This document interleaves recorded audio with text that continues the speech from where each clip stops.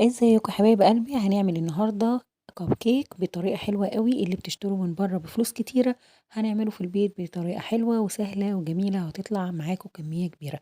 يلا نصلي على حبيبي المصطفى عليه افضل الصلاه والسلام ونسمي بسم الله. وما تنسوش تعملوا لي اللايك. اول حاجه بحط كوبايه كبيره من السكر، نص كوبايه من الزيت، نص كوبايه من اللبن، وبيضايه وكيس فانيليا.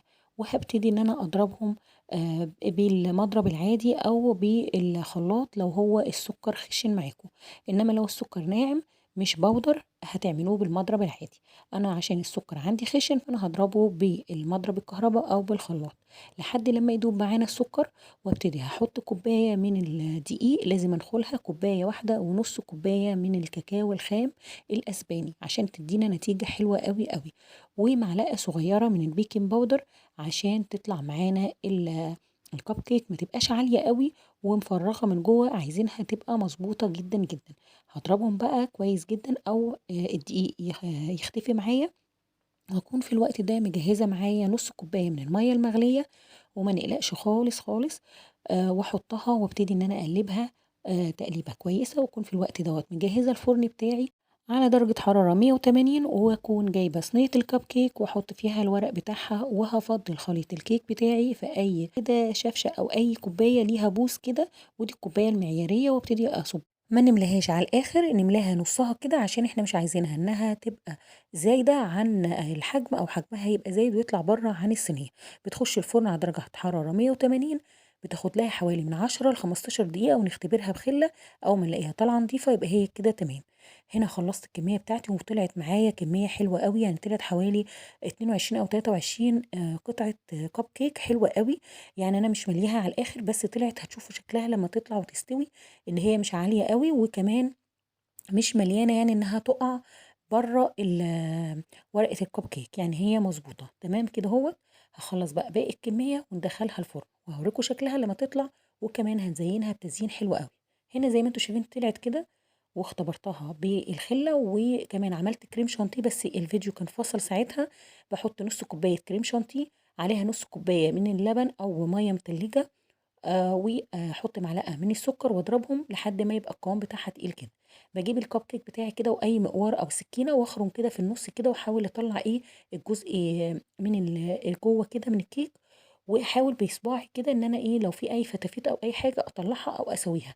تمام كده هوت. انا بحاول ان انا اعمل خرم من جوه عشان انا هحشيها بالكريمه وتبقى طعمها حلو، محشيه من جوه. وكمان عملت شوكولاته، سيحتها يعني مكعب شوكولاته كده سيحته على حمام مائي، وجبت الكريمه حطيتها في كيس كده هوت، وقطعت الكيس، وحبيت ان انا احشي من جوه الحته اللي انا فرغتها زي ما انتم شايفين كده هوت. وبخلص الكميه بتاعتي بقى ديت، واحاول بظهر معلقه كده بحاول ان انا اساوي الخليط الكريم شانتيه ده عشان ما يبقاش طالع بره كده. يعني بسويها كده هوت عشان لما اجي احطها في الشوكولاته اللي انا مسيحاها ما تبقاش ليها قبه طالعه او تطلع مع الشوكولاته. تمام. انا خلصت بقى كميه الكريم شانتيه دي، فاضت كمان مني، يعني ممكن تعملوا ربع كوبايه كريم شانتيه هتكفي الكميه دي.